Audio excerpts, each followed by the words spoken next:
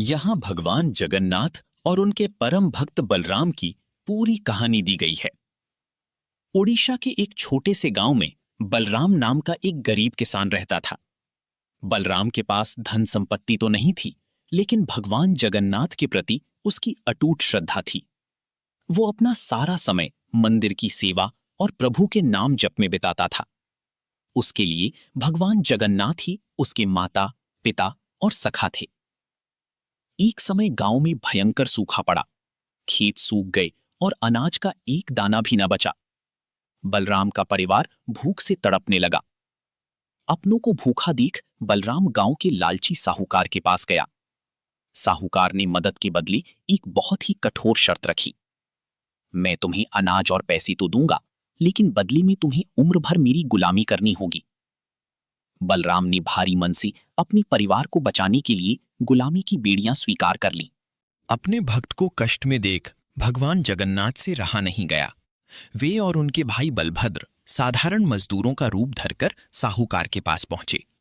उन्होंने साहूकार से कहा, हम बलराम के भाई हैं और उसका कर्जा उतारने के लिए हम यहाँ काम करेंगे।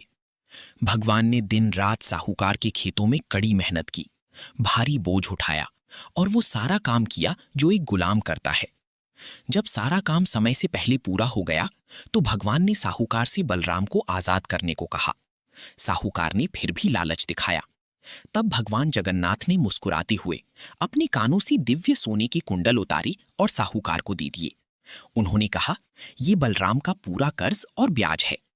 कुंडल इतनी चमकदार थी कि साहूकार की आंखें चौंधिया गईं और उसने बलराम को मुक्त कर दिया। अगले दिन साहूकार उन कुंडल को लेकर शहर के सबसे बड़े सुनार के पास गया। सुनार ने जैसे ही कुंडल देखे वो हैरान रह गया। उसने कहा, साहूकार, ये कोई साधारण गहने नहीं है, ये तो साक्षात भगवान जगन्नाथ के मंदिर के कुंडल है। जब वे सब मंदिर पहुंचे तो देखा कि भगवान की मूर्ति के कान खाली थे।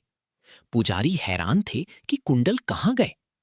जैसे ही साहूकार ने वे कुंडल मूर्ति के पास रखे, वे चमत्कारिक रूप से अपने आप भगवान के कानों में जाकर लग गए।